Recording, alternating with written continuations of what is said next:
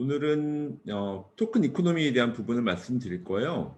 토큰 이코노미가 저희가 이제 계속 기술적인 얘기하고 있다가 약간 이제 경제적인 부분, 블록체인 성격이 기술적인 부분, 디자인 측면, 여러 가지 법률적인 부분, 근데 또 이제 특히 이제 경제적인 부분, 토큰 이코노미라고 불려지는 이 생태계 내에서 생태계 전 중요한 말씀드렸죠. 그 안에서 어떻게 그 토큰 이코노미라고 하는 그 참여자들과 거기서 어떻게 거기 보상을 받고 그걸 토큰화이즈 시켜서 그걸 서로 경량적으로 그걸 또 서로 간에 인풋 아웃풋으로 주고받을 수 있지. 물론 이제 블록체인이라는 기술이 참 재밌게도 이제 처음 시작 자체가 비트코인부터 시작한 P2P 송금 수신부터 이더리움 전체적인 월드 컴퓨터로 하는 이제 밸류 트랜스퍼가 있다 보니까 이게 이제 재밌게도 경제적인 부분과 연결돼 있어요. 그런 부분 때문에 여러분들 전체적인 얘기를 좀 나누려고 오늘은 토큰 이코노미에 대한 얘기를 진행하겠습니다. 토큰 이코노미가 사실 되게 방대한 얘기이긴 한데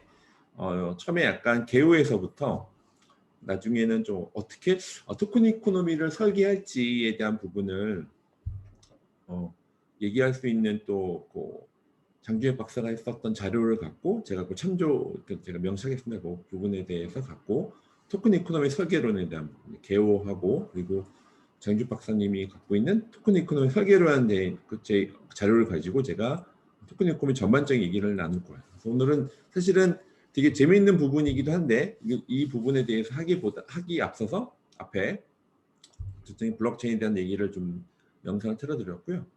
본격적으로 토큰 이코노미에 대한 얘기에서 일단 토큰 이코노미 이해와 케이스 분석이라고 해서 먼저 여러분들이 토큰 이코노미 전반적인 이해를 하기 위한 부분을 제가 말씀드리겠습니다. 그 부분에서 어떻게 하면 토큰 이코노미에 대한 이해와 케이스를 통해서 전반적인 여러분들이 하이레벨하게 이해를 하시고 그리고 토큰 이코노미 설계론을 갖고 제가 전반적인 앞에 있는 이해하고 그리고 약간 여러분들이 그걸 실질적으로는 바로 생각하기는 어렵지만 전체 프레임워크라고 할걸 여러분들이 토큰 설계를 할 수 있는 부분에 대한 설명을 드리도록 하겠습니다. 토큰 이코노미 이해와 케이스 분석인데요. 첫 번째는 비즈니스 모델에 대한 변화에서 제조, 인터넷, 블록체인 그리고 행동심리학과 블록체인, 암호화폐에서의 토큰 이코노미라. 몇 번 말씀드렸지만 블록체인이 전 주로 이제 공대 출신의 계속 개발자 아니면 아키텍트나 현재 전체적인 기술 비즈니스 디벨롭먼트하는 역할을 하는데 저도 이런 제가 뭐 심리 쪽을 하는 사람은 아니죠. 근데 경제적인 부분과 심리적 이런 것도 좀 같이 이해를 해야 블록체인 전반적으로 이해할 수 있는 것 같아요. 세 번째는 교환 경제와 인센티브 관점에서의 토큰 이코노미, 케이스 분석에 대한 얘기를 하도록 하겠습니다. 앞에 이 부분은 아주 어려운 부분은 아니니까 차근차근 보시면 좋을 것 같아요. 일단 개요에서 비즈니스 모델의 변화죠. 제조 산업에서 지금 뭐 팬데믹으로 인해서 지금 워낙 더 많은 엑셀리티는 됐죠. 인터넷, 모바일, 그러니까 구글, 카카오가 대표적인 회사죠. 그래서 제조 산업이 원래 이제 뭐 4차 산명 얘기를 말씀 안 드려도 원래 오프라인의 제조 산업에서 온라인 하는 부분, 비즈니스 모델에 대한 변화 이건 워낙 많이 아시는 부분이고. 근데 비즈니스 모델 변화죠.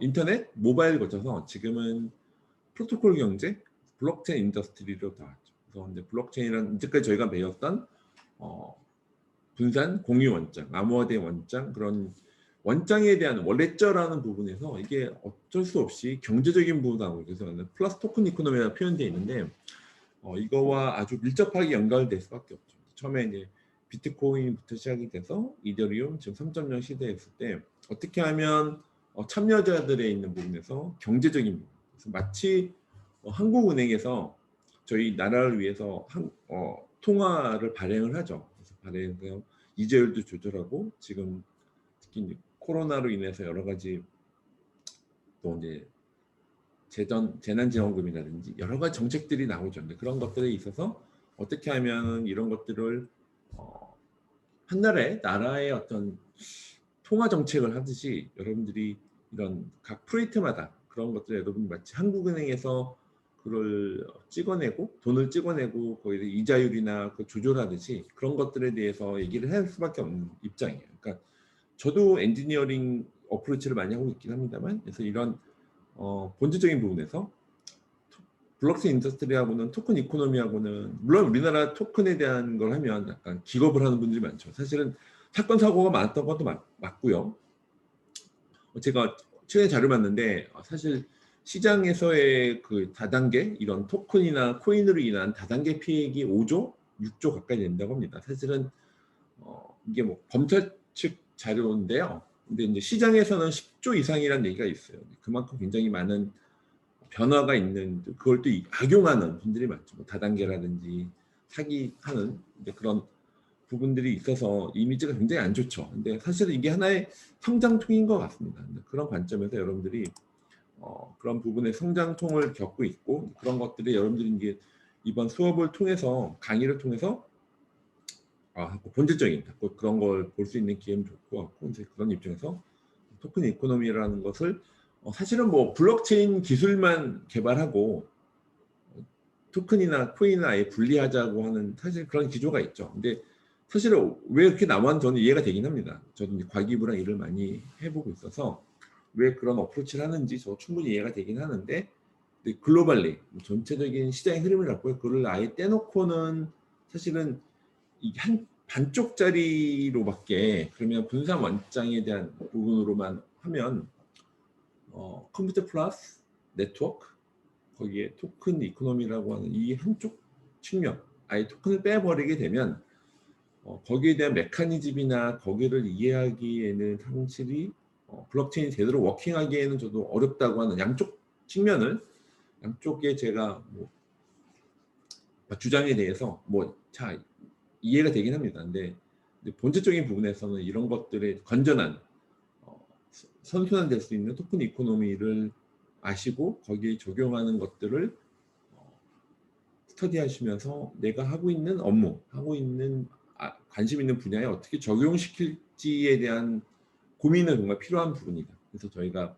이 커리큘럼 상에도 저희가 쭉 기술적인 얘기를 하고 있지만 토큰 이코노미 약간 생뚱맞아 보일 수 있지만 이런 부분에 대해서 토큰 이코노미에 대한 이해를 하시는 게 중요하다는 관점에서 커리큘럼을 넣게 됐습니다. 이거는 이제 네트워크 이펙트인데요. 트레디셔널 네트워크 이펙트에 대한 부분이 있고 토큰 네트워킹 이펙트가 있는데 근데 재밌는 게 이제 파이낸셜에 대한 부분이 있으니까 전체적인 기존적인 네트워크 이펙트는 아시겠지만 전체적인 네트워크에 대한 네트워크 연결되면 연결돼서 거기에 관련된 효과들이나 그런 게 커진다는 게 맞죠. 그런 부분이 당연히 기본적인 부분이 있는데 토큰 네트워크에 대한 임팩트에 대해서는 이제 두 가지에 대한 부분이니까 여기 이제 평균적으로 되어 있는데 오퍼레이션하는 부분 유틸리티가 있고 파이낸시에 대한 유틸리티 부분이 있어서 이것들이 약간 같이 좀 보셔야 될 그러니까 토큰 네트워크에 대한 부분을 말씀드렸는데 기존에 있던 네트워크 이펙트가 있는데 토큰에 대한 좀 약간 이런 파이낸시얼 유틸리티나 전반적인 그런 유틸리티에 대한 부분이 좀 같이 병합되어 있다. 그걸 좀 말씀드리고 싶고요. 먼저 좀 개요 부분에서 행동심리학에서 토큰 이코노미 개념이에요. 행동심리학에서의 토큰 이코노미는 행동을 끌어내는 거죠. 그러니까 어떤 행동을 이끌어내기 위해 토큰을 보상으로 준다. 그러니까 일종의 쉽게 설명드리면 포인트라고 개념을 보시면 좋을 것 같아요. 그래서 어떤 행동을 이끌어내기 위한 토큰이라고 해서 어떤 행동심리학이라고 전체적인 큰 관점에서 보면 여기서 나와 있듯이 토큰의 유무형의 가치 교환 가능인데 여기서 보면 여기서 잘 정리되어 있는데 어떤 행동을 이끌어내기 위해 토큰을 보상으로 준다. 사실은 내가 어떤 행동을 했을 때 포인트라고 생각하시면 돼요. 여러분들이 어떤 뭐 마이 데이터 말씀드렸지만 어떤 나의 액티비티에 대한 보상으로 어쨌든 금융이나 헬스케어나 그런 거에서 내가 이런 내 데이터를 줬을 때 그냥 주면 여러분들이 안 넣어놓겠죠? 그 마이 데이터 중 내가 귀중한 나의 데이터인데 내가 데이터를 내놨어? 그럼 거기에 대한 보상이 있어야죠. 마치 포인트처럼. 그래서 어떤 행동을 이끌어내기 위해 토큰을 보상을 준다라고 하는 게 큰 전제인 것 같고요. 그래서 여기서 보면 이게 유저가 있어요. 마이 데이터처럼 유저가 있고 행동 강화, 유무에 붙여 있죠. 그래서 어떤 특정 행동을 하게 했을 때 거기에 대해서 한 토큰 보상을 주게 됩니다. 그리고 토큰을 지불하게 되고 거기에 대한 가치 제공이죠. 제가 어떤 예를 들면 마이데이터에서 내가 갖고 있는 데이터를 공유하게 되는 거죠. 아니면 내가 어떤 내가 갖고 있는 가장 대표적인 것은 데이터를 공유하는 거니까 데이터를 줬을 때 거기에 대한 보상을 토큰 보상 포인트라고 보시면 될 거고, 여기서는 예시가 학교 군대에서의 상벌점 제도 있죠. 어떤 원칙들이 있는데 원칙을 잘 지켰을 때는 거기다 상을 주고 어겼을 때는 벌점을 주는 상벌점 제도가 뭐 대표적인 학교 군대. 사실 이게 약간 창의성을 좀 해치는 부분이 있긴 합니다만 기본적인 또 특정 행동에 대해서 행동 강화에 대한 부분을 거기서 여러 가지 학교 군대에서의 상점 벌점이 되는 거죠. 토큰 보상이 되고 토큰을 지불하게 돼서 유무형 가치, 그래서 포인트를 주면 내가 관련돼서 다른 포인트를 갖고 실제 파이낸셜도 될 수가 있고 아니면 기부를 한다든지 그런 가치를 제공할 수 있는 행동 심리학에서의 토큰 이코노미 부분입니다.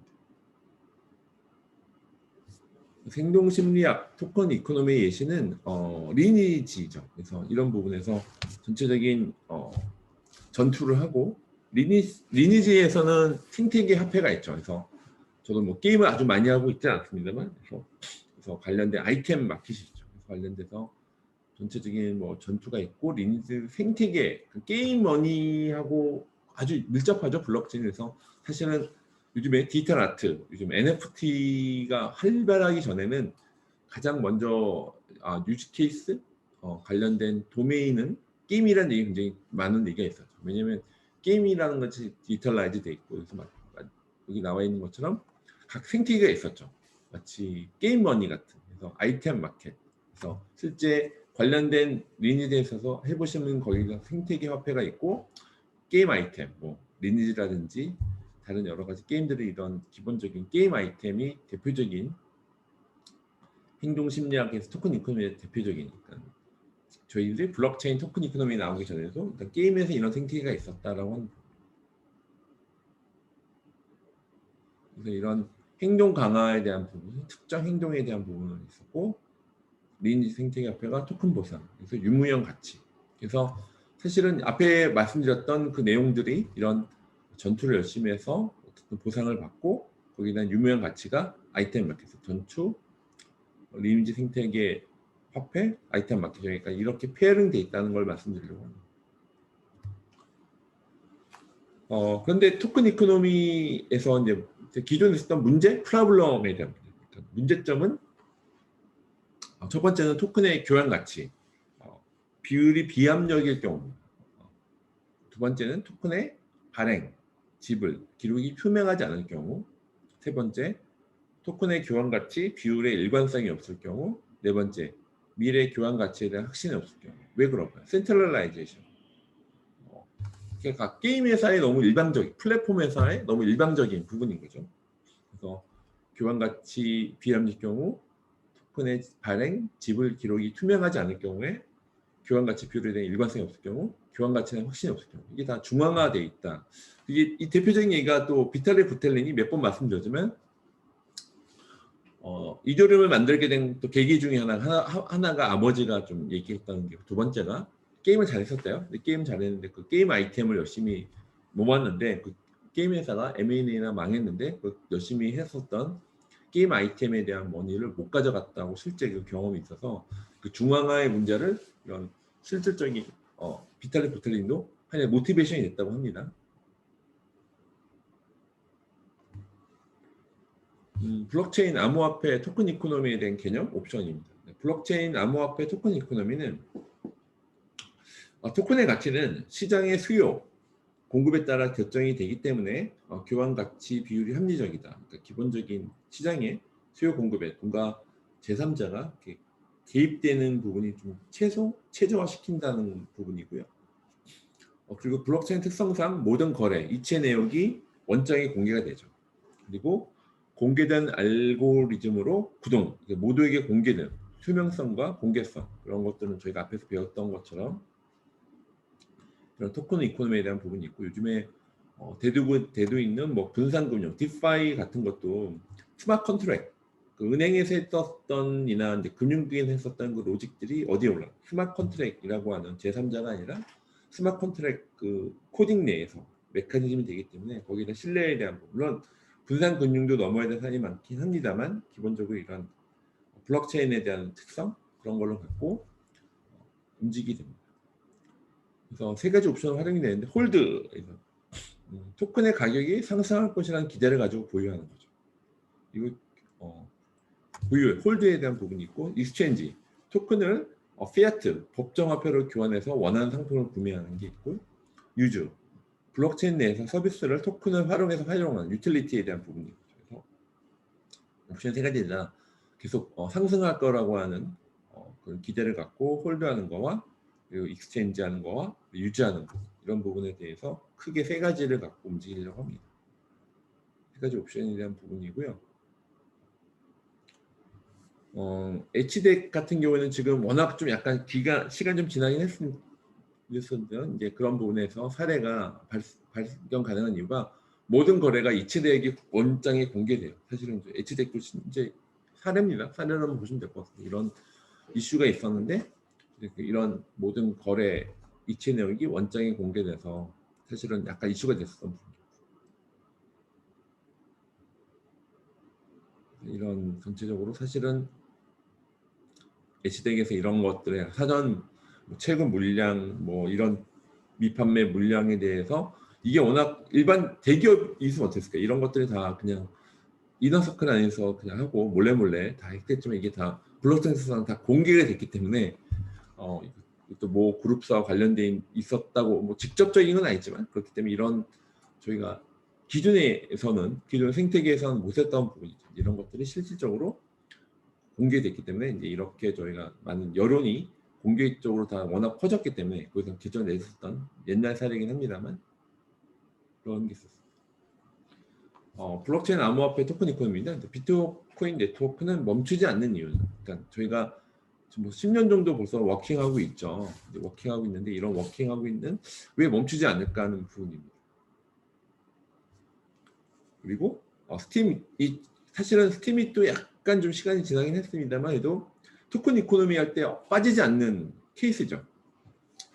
토큰 달러, 토큰 파워라고 하는 투토큰 시스템에 대한 그거는 달라이머라고 하는 천재적 개발자가 이제 디자인했는데 토큰 이코노미 할 때 꼭 여러분들이 좀 옛날 프로젝트이긴 하지만 꼭 한번 꼭 되돌아봐야 될 프로젝트이긴 합니다. 그래서 스팀이 쓴 좋은 천작들을 계속 끌어다니는 물론 지금은 약간 스팀이 또 옛날처럼 이게 막 올라갔다가 좀 떨어지긴 했어요. 저도 이제 사용을 덜 하고 있는데 그런 부분이 있지만 그래서 이제 스팀 같은 경우는 선상 첫 번째는 뭐 멜론이라든지 뭐 스타벅스 이런 거에서도 사실은 약간 구독 경제라고 할까요? 그런 부분이 좀 있습니다. 그래서 멜론에 대해서 이렇게 하는 그러니까 전체적인 이런 구독 경제처럼 하는 부분이 있고요. 그러니까 사실은 이게 약간 이게 뭐냐면 앞에 있었던 이렇게 가격을 얘기하는 건데, 그러니까 저희가 이제 가격이 등록판이 있는데 첫 번째 현상 첫 번째입니다. 두 번째에 대한 부분은 왜 사람들은 몇 달 걸려 공들여 만든 음반에 9.99달러 내는 건 아까워하면서 크림 떡칠한 스타벅스 커피 6달러 주고 마시죠? 뭐라고 하는 질문입니다. 여러분은 소프트웨어를 훔쳐서 쓰고 있습니다. 하드웨어는 돈을 내고 사야 한다고 생각하면서 왜 소프트웨어는 공유해야 한다고 생각하시죠?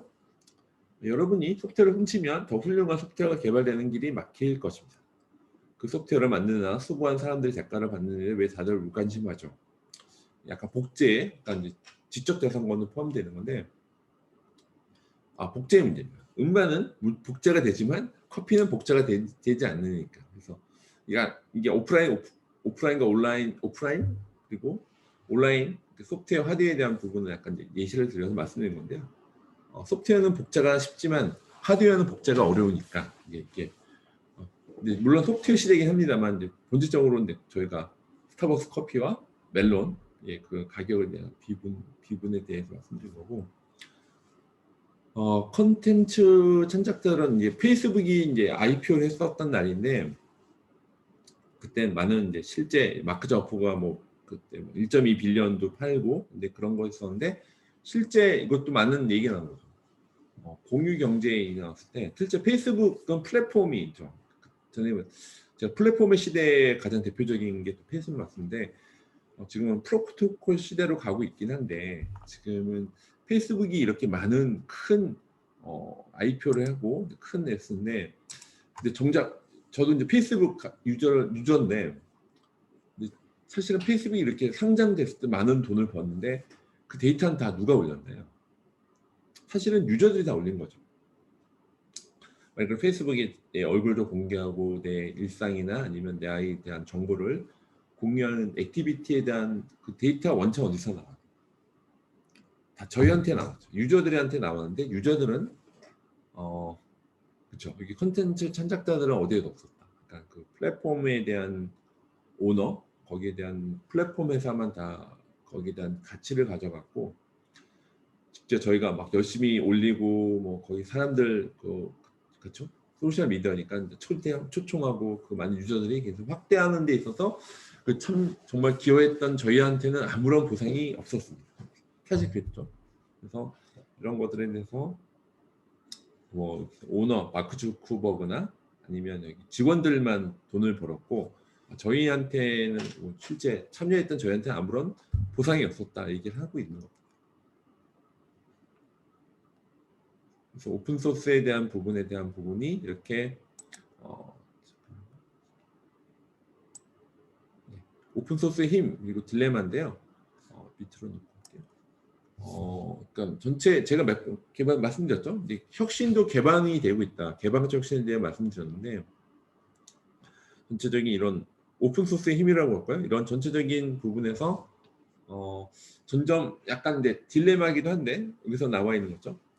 정보 노출을 꺼려서 각각 울타리를 친다면 각자 처음부터 삽질해야 되는 거죠. 그래서 사실 뭐 제가 몇 번 개발자 같은 경우에도 다 제로 베이스로 하지 않고 이렇게 움직이고 있다 말씀드렸죠.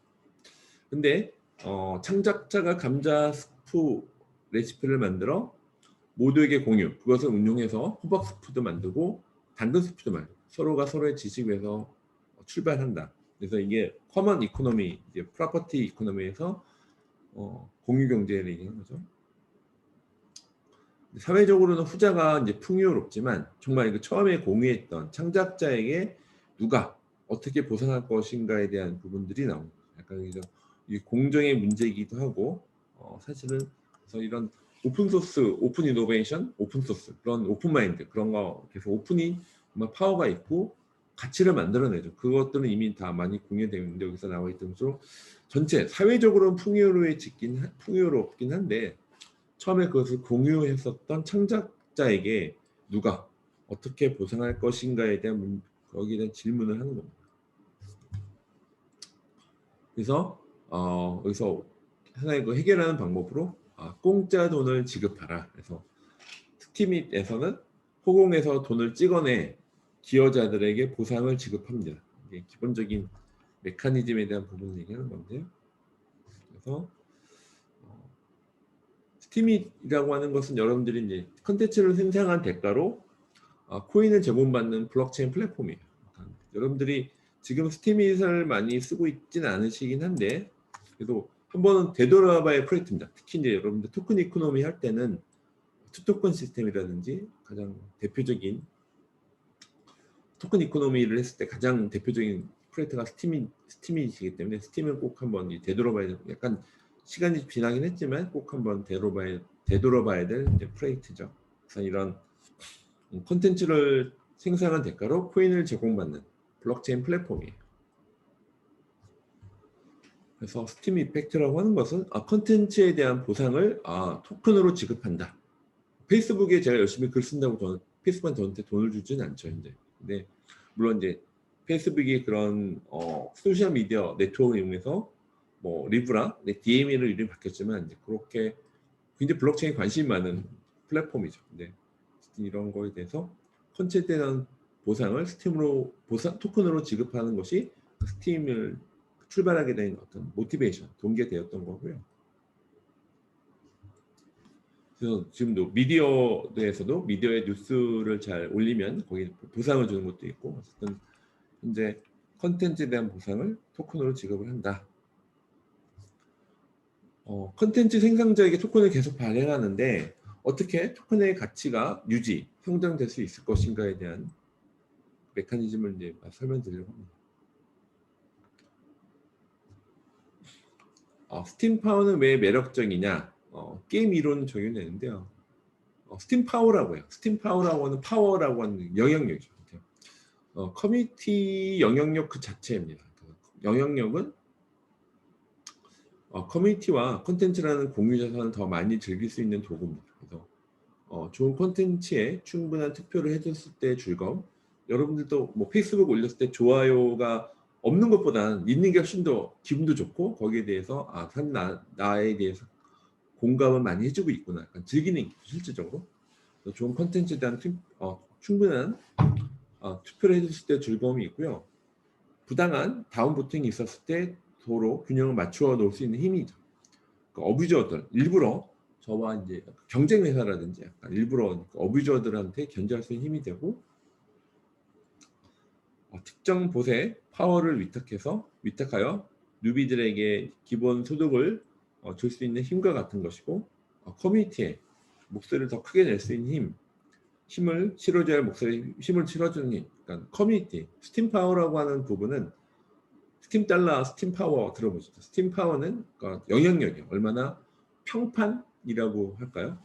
그 커뮤니티 그 영향력 그 자체입니다. 평판 지수라고 이제 표현을 많이 쓰죠. 이런 게임 이론의 정도에서 스팀 파워는 커뮤니티 영향력 그 자체다라고 하는 것이고요. 밑에 말씀드렸던 왜 매력적이냐 하는 부분에서 이제 여러분들이 저도 오늘 페이스북 글을 하나 이제 좋아요 눌렀는데 그런 것처럼 제가 눌렀을 때 약간 작은 액션이지만 그게 그 쓰는 사람한테 큰 힘이 되긴 합니다. 저도 이제 가끔 페이스북에 글을 올렸을 때 좋아요를 많이 누른 거와 안 누른 거는 확실히 차이가 저도 많이 느끼게 돼요.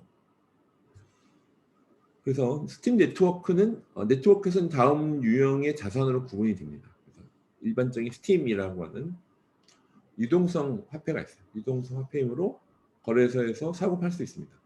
다른 사용자에게 송금이 가능한 스팀에 대한 게 있고요. 스팀 파워가 있습니다. 스팀 파워는 13주의 이제 장기 투자 계획을 수립한 자산인데 커뮤니티에 참여하고 영향력을 미칠 수 있는 보팅 자산. 그래서 보유하고 있을 때 이자 지급 1.5%가 있고요. 전환 방법입니다. 스팀을 파워하면 1:1 비율로 얻을 수 있고요. 다시 스팀으로 되돌릴 때는 13주가 걸립니다. 13주의 장기 투자 계획이 있고 스팀 달러는 평균 가격 자료의 단기적 왜곡을 견딜 수 있는 설계가 되어 있어요. 그래서 3.5일간의 평균 가격을 이용했습니다. 크게는 스팀 달러, 스팀 파워, 스팀 달러 이 세 가지 유형이 이제 메커니즘이 돌고 있습니다. 거기서 유동성 화폐 13주간의 영향을 미쳐서 부팅할 수 있는 스팀 파워, 스팀 평균 가격 하는 스팀 달러. 그래서 스팀 파워, 스팀 달러의 역할입니다. 스팀에서 스팀 파워는 1:1 즉시 교환이 돼요. 파워업, 액면 보합에서 스팀에서 만약 암호화폐 거래에 서서 이거를 바로 파워업할 수 있는 액면 보감이 되고요. 파워 다운에서는 액면 분할이 됩니다. 근데 13주에 걸쳐서 분할이 됩니다. 13주라고 하는 시간에 대한 부분들을 넣었어요. 이 안에. 그래서 스팀에선 바로 스팀 파워로 갈 수 있는데 스팀 파워에서 스팀을 할 때는 액면 분할해야 된다. 13주에 걸쳐서 분할한다 하는 것이고요. 그래서 각각 역할이 스팀 달러, 스팀 파워에 대한 역할들이 있습니다. 이 역할은 앞에서 말씀드렸었고요. 그래서 이제 이거를 하나하나 보면 자, 스팀 달러를 갖고 이제 스팀을 바이, 셀 할 수가 있습니다. 이거는 이제 고정된 스테이블 코인 같은 보이면 됩니다. 바이, 셀 할 수가 있고 이거는 유동성에 대한 부분이고 그래서 파워업을 올릴 수도 있고 파워 다운 시킬 수가 있습니다. 이런 전체적인 흐름은 스팀 달러에서 스팀을 일반적인 달러니까 이건 스테이블 코인처럼 봅니다. 그래서 제가 일종의 뭐 글을 많이 올렸을 때에 대한 부분, 글을 많이 썼을 때 스팀 달러를 일단 달아주거든요. 그래서 그를 바이하거나 셀에서 스팀을 할 수가 있고, 스팀에서 파워업을 할 때는 스팀 달러를 할 수 있고, 아까 말씀드렸듯이 파워 다운은 13주에 걸쳐서 분할하게 된다. 그래서 이런 스팀 토큰 이코노미에 대한 부분이 나옵니다. 스팀 파워하고 스팀에 대한 관련 부분이 있는데요. 그래서 보면 비율이 나와 있죠. 미티니스, 이제 홀더 했을 때 오더, 큐레이터, 그리고 관련돼서 토탈에 대한 이게 약간 배분이 되는 거예요. 약간 실질적인 부분에서 어떻게 대해서 배분할 수 있는지 부분을 말씀드리겠습니다. 볼게요. 자, 처음에 하나 전체 대항 말씀드릴게요. 순서대로 보시죠. 처음에 이제 스팀 파워에서 스팀을 할 수 있는 거예요. 여기서 봤을 때 파워업을 할 수 있죠. 이제 컨버트 여기 바로 직질할 수 있고, 베스팅은 파워 다운은 13주에 이게 가능하다. 아까 앞에서 말씀드렸죠. 네, 보팅 파워, 그러니까 스팀 파워도 중요한데 거기다 보팅 파워를 하는 거죠. 이거에서 글이 너무 좋아라고 했을 때 보팅 파워, 그리고 밴드위스가 있고 델리그레이션 위임할 수가 있습니다. 스팀 달러는 USD와 패깅되어 있어요. 최소 1달러에 대한 가치 유지를 하고, 부채는 10% 미만이고 환전이 가능합니다. 그리고 피아트 머니가 있죠. 실제 이런 피아트 머니에 대해서는 두 가지, 이런 토큰에 의해서 스팀하고 스팀 달러로 서로 상장되는 거 두 가지 상장돼 있어요. 스팀하고 스팀 달러가 상장돼서 이걸 투토큰 상장을 표현되는데, 그래서 뭐 피아트 머니로 바이에서 익스체인지 할 수도 있고 바이셀 할 수 있는 거죠. 그래서 바이셀에서 각각 스팀 달러도 바이셀에서 익스체인지 할 수가 있습니다. 그러니까 여기는 일단 여기는 약간 스테이블 코인처럼 보이면 되고, 여기는 변동에 대한 자산으로 보면 돼요. 그리고 여기서도 컨버트가 돼요. 그래서 이제 그래서 스팀 달러에서 4.5 안에 대한 평균가로 블록 트레이더로 해서 3.5 될 수 있고, 여기서 바이할 수도 될 수 있고, 실제 되게 복잡해 보이죠. 이런 전체적으로 이제 그 토큰 이코노미에 대한, 거기서 각각 관련돼서 있는 토큰에 대한 정의하고 토큰에 대한 일단 메커니즘, 바이셀 할 수 있는 부분에서, 그리고 리워드가 있습니다. 현재 전체에 대해서 50%에서 100%에서 리워드하는 부분이 있고, 50%에서 0%를 리워드입니다. 어떻게 리워드를 주느냐? 처음에 이제 위트니스를 증인들한테, 그리고 홀더들한테, 그래서 25%에 대한 부분을 하고, 이 처음에 만들었어요. 창작자하는 부분하고 큐레이터라고 하는 부분한테는 75%에 대한 리워드의 체계가 여기 나와 있습니다. 리워드 체계가 각각 위트니스, 홀더한테는 10%, 15%에서 25%, 오서나 큐레이터한테는 75%에 대한 부분에서 56.3% 구체적인 나온 게 있는데, 일단 이런 보상에 대한 구조를 이렇게 나와 있습니다. 그래서 어떤 행동을 했을 때, 내가 그 좋은 글을 올렸을 때, 아니면 큐레이터 했을 때, 홀더 했을 때, 위트니 했을 때, 각각에 대한 행동을 했을 때에 대한 보상을 주게 됩니다. 리워드에 대한 부분들이 스팀 토큰 이코노미에 대한 전체적인 큰 그림에 대한 부분이고요. 밴드위스라고 하는 것은 스팀 네트워크에서 수수료입니다. 그래서 대역폭 제한 즉 업로드에 대한 용량 제한이라고 생각하시면 돼요. 전체적인 수수료를 너무 크게 과도하게 못해서 대역폭에 대한 제한을 준다. 업로드 용량 제한이라고 생각하시면 돼요. 보팅에 대한 웨이트에 대한 보팅 파워가 있는데, 그래서 관련돼서 보팅 파워가 전체적인 대역폭을 넘지 못하도록 이렇게 얼마나 밴드위스에 대한 리메이닝 나와 있죠. 이렇게 전체로 54.25를 현재 썼는데 보팅 파워로, 근데 이거를 다 못 쓴다. 46.42%를 쓰고 있다. 나머지 60%밖에 안 남았다라고 하는 일종의 이제 가이드라인을 이렇게 주게 되는 거예요. 그래서 밴드위스라고 하는 대역폭 제한 즉 업로드 용량 제한을 생각합니다.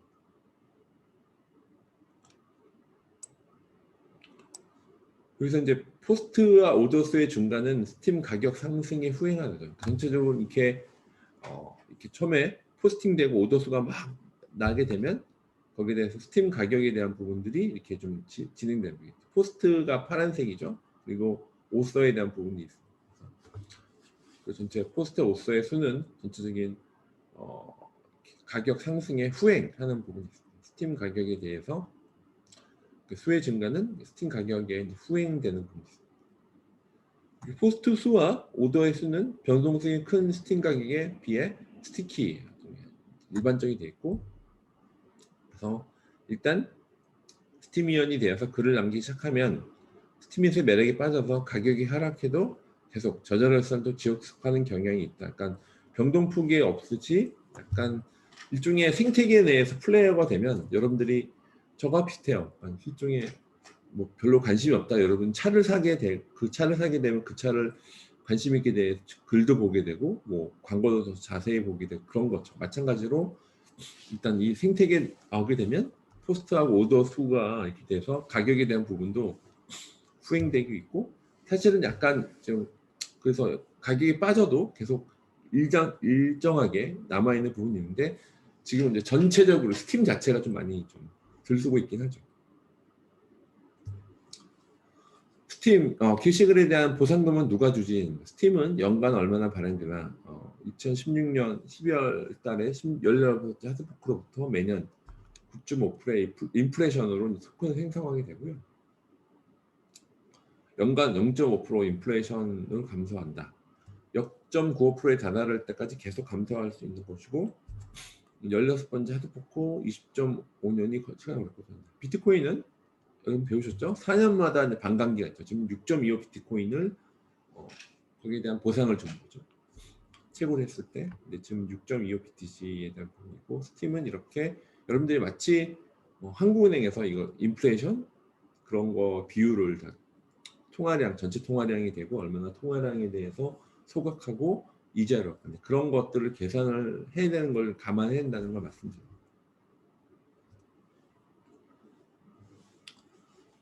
스팀은 이제 디포스 방식의 합의 알고리즘, 디포스 배우셨죠? 델리게이션 프로퍼 스테이크에 대한 합의 알고리즘입니다.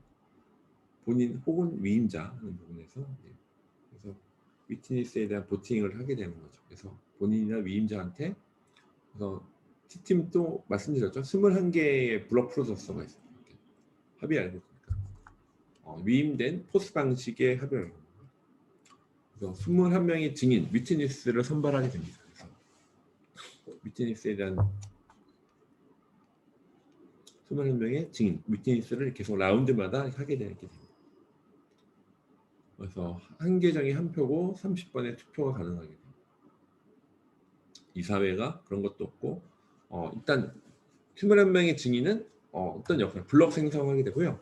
트랜지션 검증하게 되고 의사결정하게 됩니다. 마치 여기서 이제 이사회 비슷하게 보드 멤버처럼 그런 것들을 이제 유사하게 블록 생성, 트랜지션 검증, 의사결정. 사실은 원래 전체적인 블록체인 사상에서는 퍼블릭 블록체인에서는 모두가 다 이런 역할을 해서 합의를 만들어 가긴 하는데 EOS나 스팀에서는 속도를 빠르게 하기 위해서 이렇게 일종의 디포스 위임받은 포스 위임받은 디포스 방식 델리게이션 포스 방식으로 합의하는 어떤 일종 이사회처럼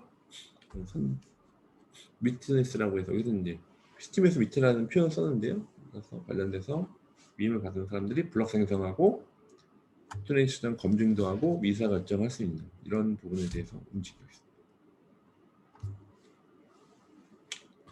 자, 보상 책임이다. 자, 발행 토큰은 어떻게 활용되나? 75%는 보상 풀에 보관합니다. 보상 저자와 큐레이터가 나눠온다. 보상 풀에 보관하고요. 15%는 스팀 파워 보유자에게 지급합니다. 스팀 파워 보유자한테 보급하고 10%는 블록체인을 구동하는 증인 20명에게 지급한다. 그래서 이것들 비율을 앞에서 나누는데 어떻게 활용되나? 저자가 56% 가져가게 되고요. 추천인 19%, 증인 10%, 스팀 파워가 15%. 그래서 아까 말씀드렸지만 비중입니다. 그래서 증인 21명한테 10% 가져가고 스팀 파워 일단 보유자한테 15%, 저자 추천인한테 75% 가져가요. 보상 프레임을 보관하는 저자와 크리에이터가 나눠가는 부분인데 비율이 이제 이렇게 해서 100%죠. 그래서 증인 21명가 10% 가져가고 스팀 파워 한 보유자에게 15%, 그리고 저자, 추천인, 큐레이터 하는 건데 75%가 이렇게 나눠서 가져가지 하는 부분에서는 토큰이 있고 나중에 여러분들이 직접 프로젝트를 하거나 프로젝트를 직접 만드시거나 아니면 토큰 이코노미한테 이런 비율을 이제 정해줘야 됩니다. 그래서 어떻게 토큰에 대한 보상 체계, 토큰은 어떻게 활용이 되나 하는 부분. 저자가 56% 가져가고 추천인이 한 19%, 증인이 한 10%, 스팀파워가 15% 정도. 이제 이런 비율, 보상 체계에 대한 것들은 이제 정의를 해놓는 것이고요. 스팀 그 많은 데이터 저장은 어디 되나 스팀 DB라고 해서 이제 여기서 이제 여러분들이 배웠던 이더리움 비트코인에서 이제 같은 이제 분산 원장에서 이제 스팀 DB라고 하는 것들에 이제 그 많은 데이터 저장은 여기서 스팀 DB라는 데서 올라가요. 하이트 버거 트랜지션 오퍼레이터 하는 부분에서 스팀 보팅 댓글 보상받기 등 모든 텍스트 형태로 블럭에 담기 되고요. 블럭을 3초에 한번 생성하게 되고 빠르죠. 왜냐면 빠른 편이죠. 왜냐면 저희가 21명 위트니스 블록 프로듀서 위트니스 통해서 하는 것이고 증인 100명에 대한 하드에 또 백업 받게 됩니다. 이빈의 동영상은 용량이 커서 링크만 남겨두고 외부 중앙화된 서버에 저장합니다. 그래서 아마존 S3라고 하는 스토리지 하는 부분들에 이렇게 링크만 남겨놓고 외부 저장화된 서버에 저장하게 됩니다. 그리고 이제 스팀하고 유사한 것이 디튜브, 디스트레에서 유튜브, 우리 유튜브로 많이 쓰고 있던데 디튜브라고 하는 부분에서 이런 유사한 약간 여러분 컨텐츠에 대한 보상을 가져가는 약간 유사한 디튜브라는 게 있고요. 그래서 이런 스팀잇의 비전을 실현시키기 위한 3가지 원칙이 있습니다. 자본 조달에 참여한 모든 이들은 그에 따른 보상을 받아야 됩니다.